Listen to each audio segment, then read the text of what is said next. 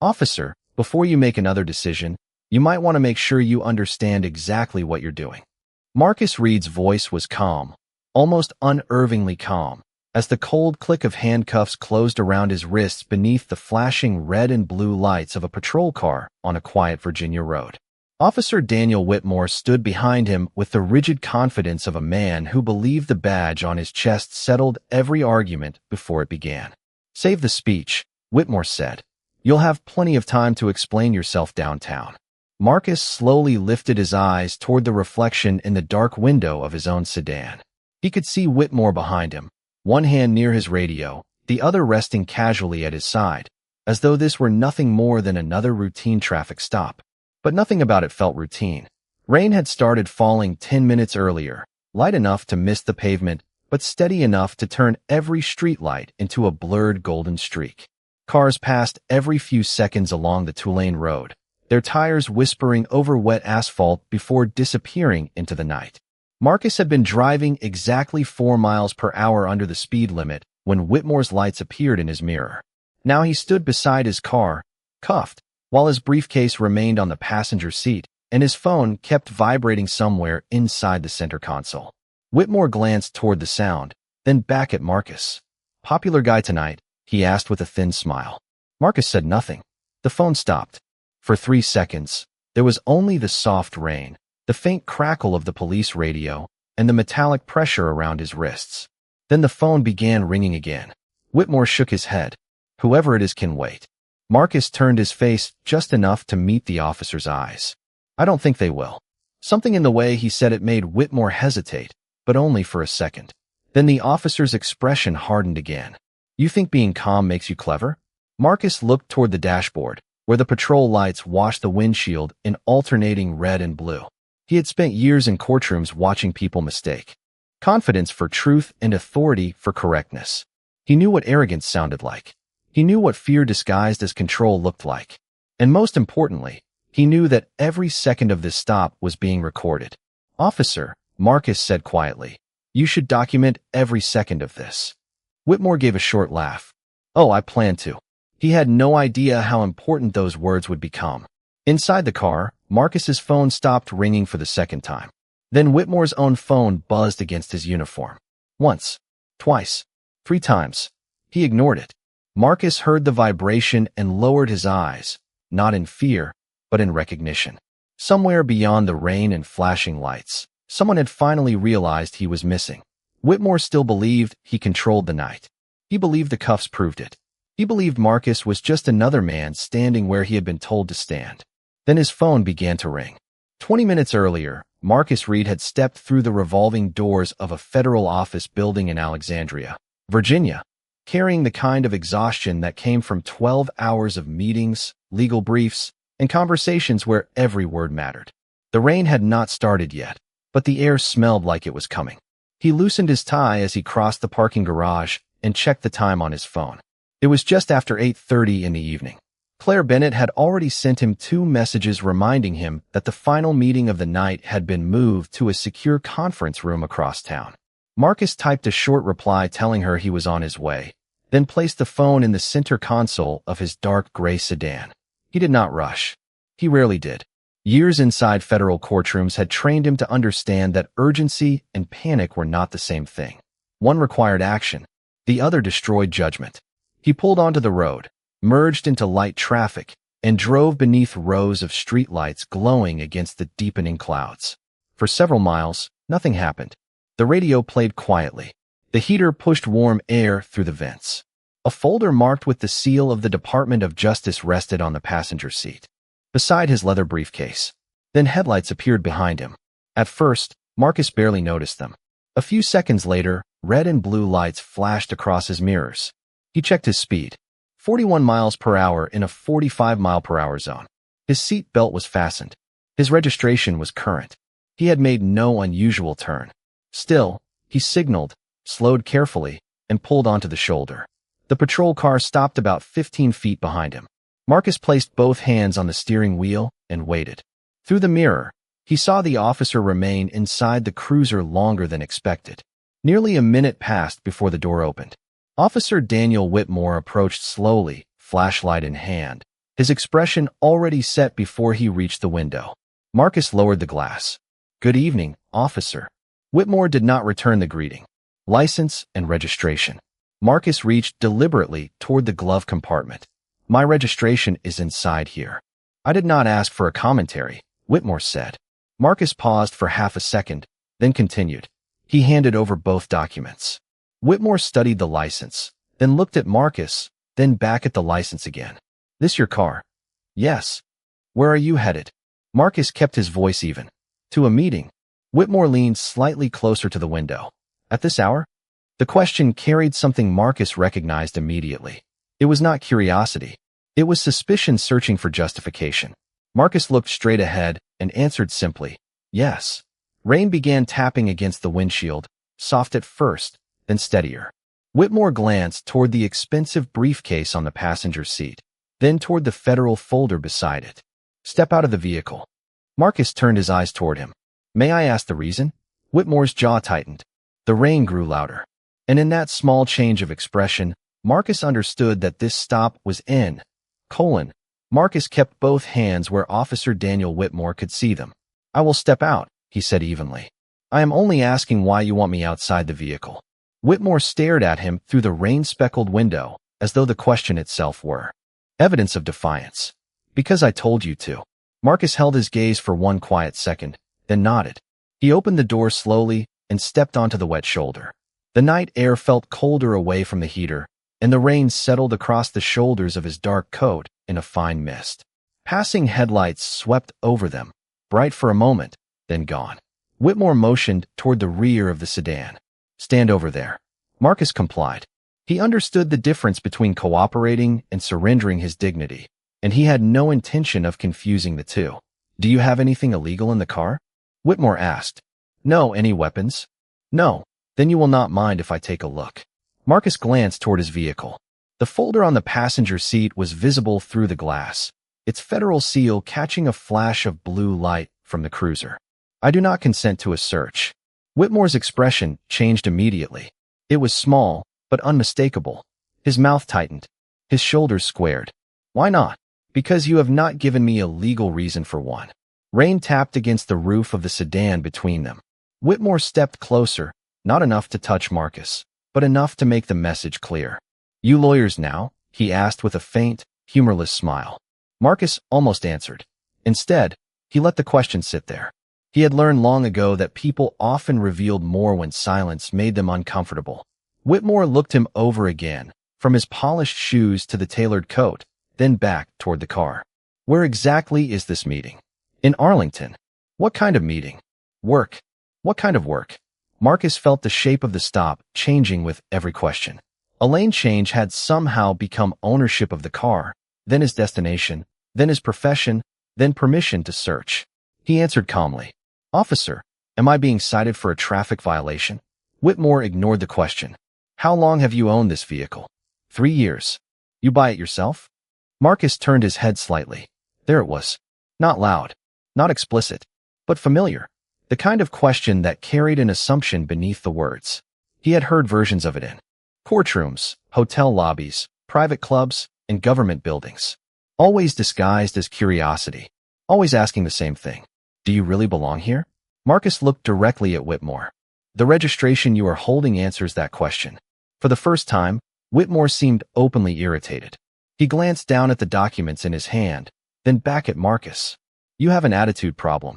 Marcus's voice stayed measured. "I have answered every question you asked. Not the way I asked them."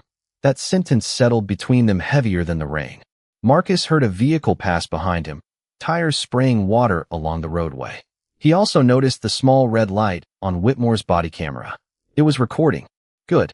Officer," Marcus said, "if this is about a traffic violation, please tell me what violation you believe occurred." Whitmore gave him a long stare. Then he folded the license and registration together in one hand and said, "Turn around." Marcus did not move immediately. "Am I being detained for something beyond the traffic stop?" Whitmore's eyes narrowed. "Turn around." Marcus exhaled slowly. He knew the law. He knew procedure. And now he knew something else. Whatever Whitmore had decided about him, it had been decided long before Marcus asked his first question. Marcus turned around slowly, keeping his movements deliberate and visible. The rain had strengthened just enough to darken the shoulders of his coat, and the patrol lights painted the wet pavement in alternating red and blue. Whitmore stood behind him, breathing through his nose with the impatience of a man who had stopped looking for answers and started looking for obedience. "Keep your hands where I can see them," he said. Marcus raised them slightly. They had been visible the entire time. Whitmore gave a dry laugh. "There you go again." "Again with what?" Marcus asked. "Trying to tell me how to do my job." Marcus looked toward the empty stretch of road ahead. "I am asking questions." Same difference. That answer told Marcus more than Whitmore realized. He had seen this pattern before in sworn testimony, disciplinary reports, and civil rights complaints. A request for explanation became resistance. A calm question became disrespect. A person asserting basic rights became a problem that needed to be controlled. Whitmore moved toward the sedan and shined his flashlight through the passenger window. The beam crossed the leather briefcase, the sealed federal folder, and a clipped access credential partly visible near the center console. He stared for half a second, then looked back at Marcus. "What is in the folder?" "Work documents." "What kind?" "Confidential documents." Whitmore turned. "Confidential?" "Yes." "That sounds convenient." Marcus kept his expression neutral. "It is also accurate." Whitmore walked back toward him, license and registration still in hand. "You know what your problem is?" Marcus did not answer. "You think because you wear a nice coat and drive a nice car, you get to decide which rules apply to you." Marcus met his eyes. "I have followed every instruction you have given me that was lawful and clear." The word lawful seemed to irritate Whitmore more than anything else. His face tightened. "You people always have a reason why you should get special treatment." The rain seemed louder for a moment. Marcus did not react, but something inside him went still. The phrase was familiar. Too familiar. Not enough by itself to prove everything, but enough to confirm the direction this encounter had taken. "What people?" Marcus asked quietly. Whitmore hesitated. "Just 1 second." Then he looked away. "Do not play games with me." Marcus said nothing. A car passed in the nearest lane, slowed briefly, then continued. Somewhere inside the sedan, Marcus's phone vibrated again. Once. Twice. Whitmore glanced toward it. "Who keeps calling you?" "Someone expecting me at a meeting." "Name?" Marcus looked at him. "That is not relevant to the traffic stop." Whitmore's jaw hardened. "I decide what is relevant." Marcus heard the body camera's faint electronic tone and fixed his eyes on it for a moment. Everything was still being captured. Every question, every answer, every shift in tone. Whitmore stepped closer and lowered his voice. "Last chance. Are you going to cooperate?" Marcus answered without raising his own. "I have been cooperating." Whitmore shook his head as if disappointed. Then he reached toward the equipment on his belt. Marcus did not move. He simply looked at him and understood that the moment had arrived. This was no longer a stop about a lane change. This was about whether one man believed a badge gave him the right to turn another man's dignity into a test of submission. Whitmore's hand moved toward the handcuffs on his belt, and Marcus understood exactly what was coming. He did not step back. He did not raise his voice. He simply kept his hands visible and asked, "Am I under arrest?" Whitmore pulled the cuffs free and answered with the kind of certainty that sounded rehearsed. "You are being detained until I figure out what is going on." Marcus looked at him for a long second. "Then state the reason for the detention." Whitmore's expression hardened. "Turn around." Marcus complied. The cold metal closed around his wrists with a clean mechanical click, and the sound seemed unusually loud beneath the steady rain. For a moment, neither man spoke. Passing headlights moved across the shoulder, briefly illuminating Marcus's face before disappearing into the dark. He stood beside his own car, calm and still, while Whitmore acted as though the problem had finally been solved. "There," the officer said. "Maybe now you will stop arguing." Marcus stared at the reflection of the patrol lights in the sedan window. "I was not arguing. You were challenging me. There is a difference." Whitmore stepped around to face him. "Not out here, there is not." Marcus said nothing. That sentence mattered. He stored it away with everything else. The questions about the car. The comments about his clothes. The phrase "you people." The demand for a search without explanation. The body camera was still recording. The cruiser camera was still recording. The timeline was building itself without Marcus having to do anything except remain present. Inside the sedan, his phone began vibrating again. Whitmore glanced through the rain-streaked window. This time the screen lit long enough for him to see part of the caller identification. Federal office. He narrowed his eyes. What exactly do you do for work? Marcus turned his head slightly. You have asked that already. And you avoided answering. I answered truthfully. Whitmore walked toward the passenger side of the sedan and shined his flashlight through the glass. The beam passed over the Department of Justice seal on the folder. He stopped. Marcus watched him notice it, watched him process it, then watched him dismiss it. You carrying government documents? Whitmore asked. Yes. Why? Because they belong to my office. Whitmore looked back at him with suspicion instead of curiosity. What office? Marcus held his gaze. The office you are going to learn about if you continue this stop without a lawful basis. Whitmore gave a short, humorless laugh. There it is. Another threat. No, Marcus said. That is information. The officer looked irritated again, but underneath it Marcus saw something else now. Uncertainty. Very small. Barely visible. Still, it was there. Whitmore returned to the rear of the sedan and pulled Marcus's wallet from where it had been placed on the hood. He checked the driver's license again, this time more carefully. Marcus Reed. Alexandria address. Everything valid. Everything ordinary. Nothing that justified the escalation. Yet Whitmore continued because backing down now would require admitting he had made a mistake. And men who built their authority around never being questioned often feared correction more than consequences. Marcus's phone vibrated again, then stopped. A few seconds later, Whitmore's own phone began buzzing against his uniform. He ignored it. It buzzed a second time.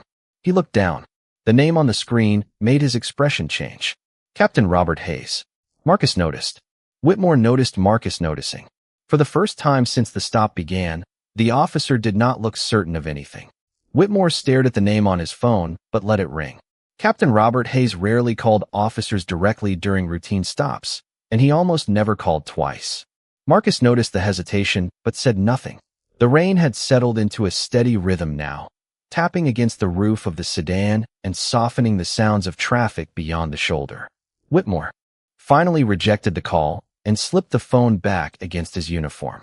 Your captain seems persistent, Marcus said. Whitmore looked at him sharply. You worry about yourself.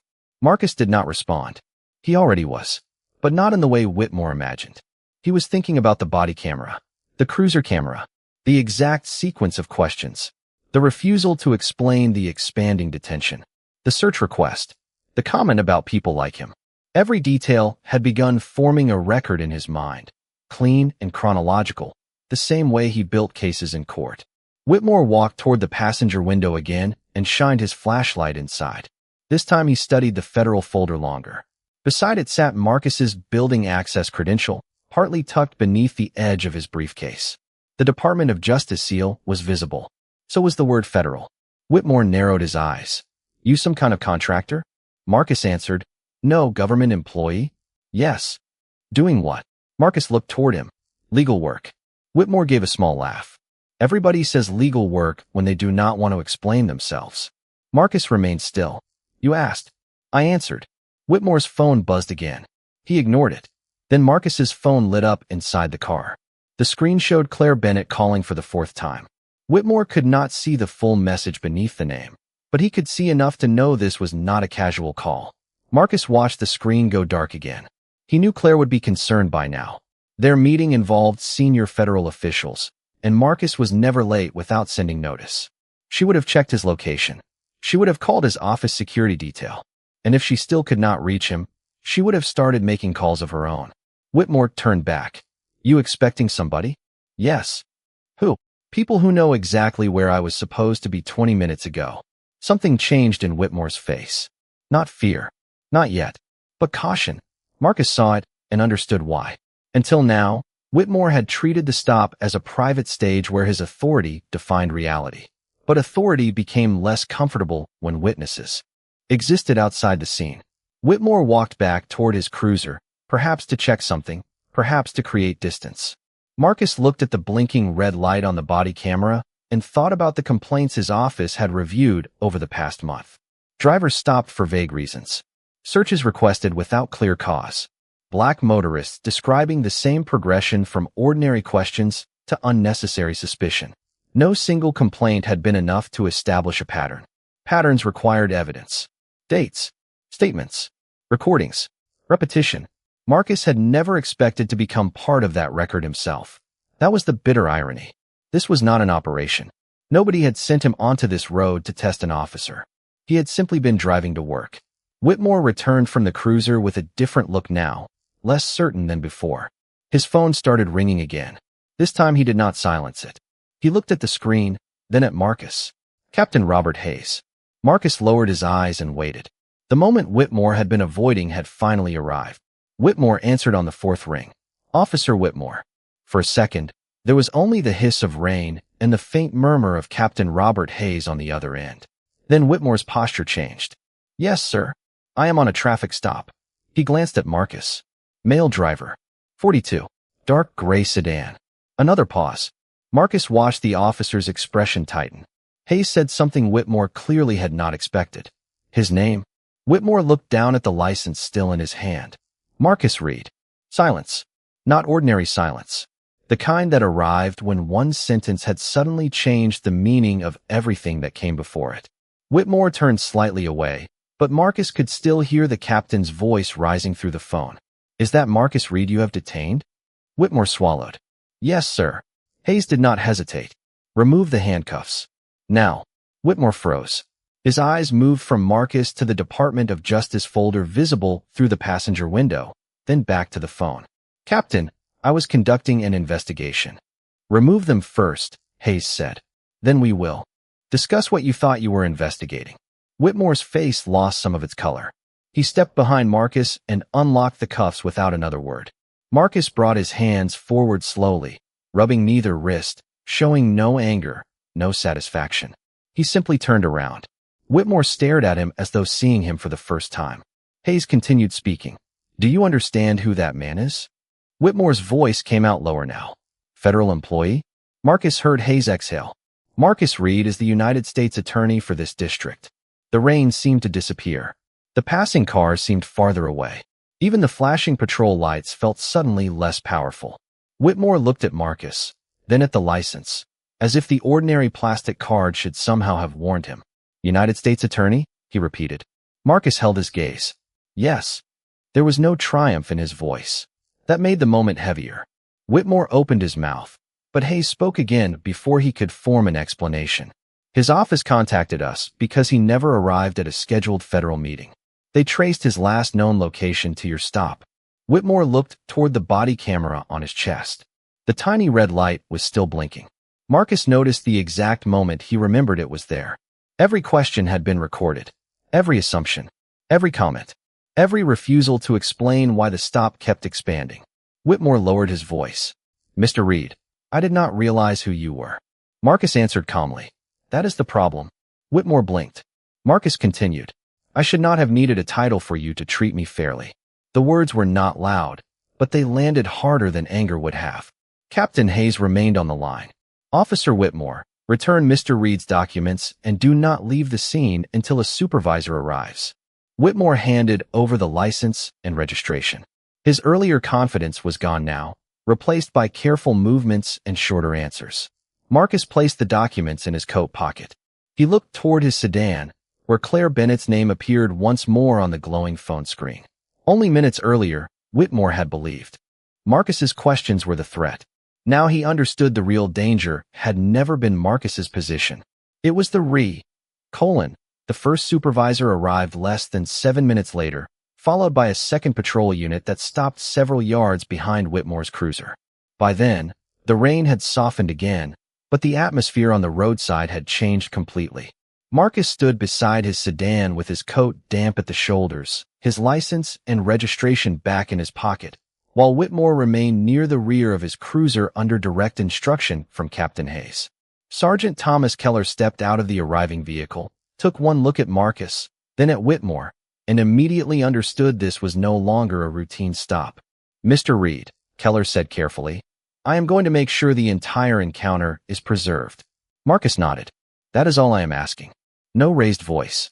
No demand for special treatment. Just the record. Keller turned to Whitmore. Body camera stays on. Cruiser footage gets flagged.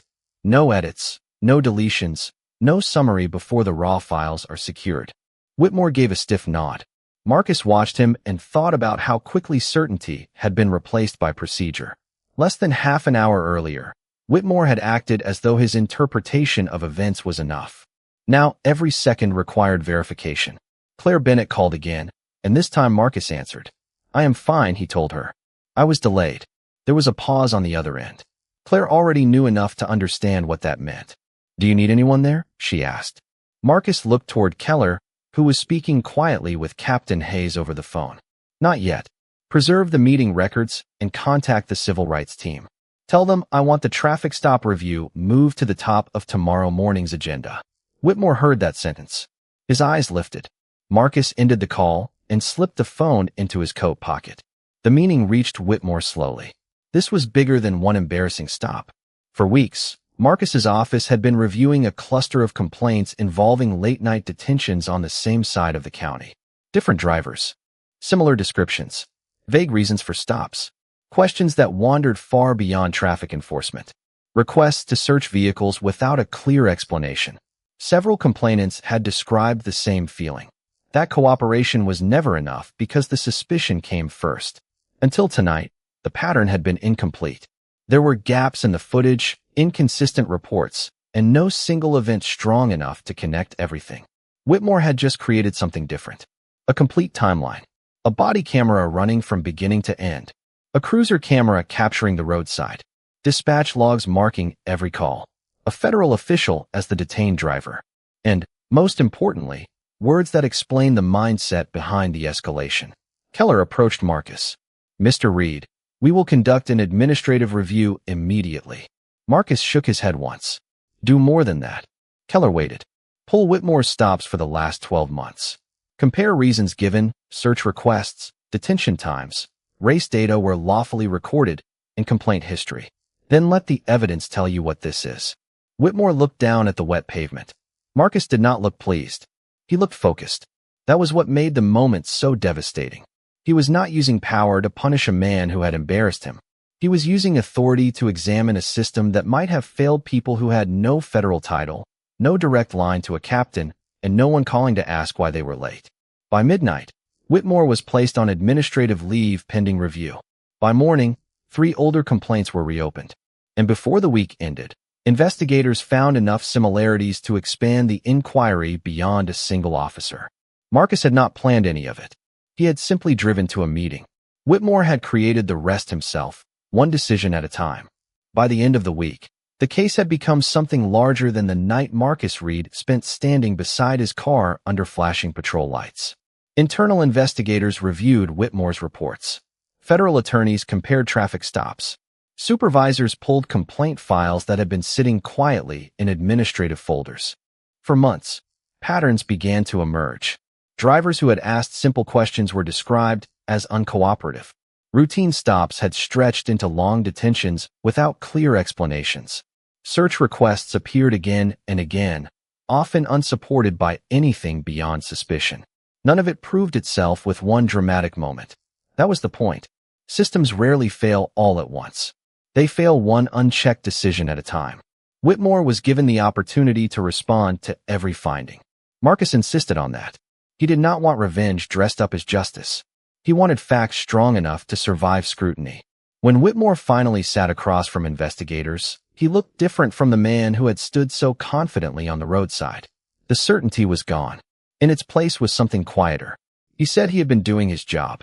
He said he had felt something was wrong. He said Marcus had seemed evasive. The investigators played the body camera footage. Marcus answering questions. Marcus keeping his hands visible. Marcus asking why the stop was expanding. Marcus refusing a search without raising his voice. Then came Whitmore's own words, preserved exactly as he had spoken them. The room went silent. There was no interpretation left to hide behind. Marcus later reviewed the final report from his office in Alexandria, the same building he had left that rainy evening believing he was heading to an ordinary meeting.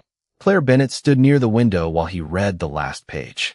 Whitmore faced termination proceedings, and several supervisors were placed under review for ignoring earlier warning signs. More importantly, the department agreed to an independent audit of traffic enforcement practices, expanded body camera review, and new accountability procedures for stops involving prolonged detention. Claire watched Marcus close the folder. "You could have made this personal," she said. Marcus looked out at the city lights beyond the glass. "That would have been easier. But you did not." He shook his head. "Because I was never the only person this was about." That truth stayed with him. He had been fortunate. His missed meeting triggered phone calls. His name carried authority. His office knew where to look. But somewhere in those older complaint files were people who had stood on roadsides just like he had, asking the same questions, feeling the same uncertainty, without a captain calling to correct the situation. Marcus understood that justice meant remembering them too. Months later, the department released its reforms publicly. Whitmore was no longer wearing a badge. Marcus never celebrated that fact. Consequences were necessary, but they were not the victory. The victory was that the record could no longer be ignored. The next officer would know the camera mattered. The next supervisor would know complaints had to be examined. The next driver might be treated differently because someone had finally been forced to look closely at what had become routine. Marcus had spent his career believing that power was most dangerous when it stopped questioning itself. That night proved it again. Whitmore believed the handcuffs showed who controlled the moment. In the end, they showed something else entirely. Authority can command obedience for a few minutes. Truth can change what happens after the lights stop flashing.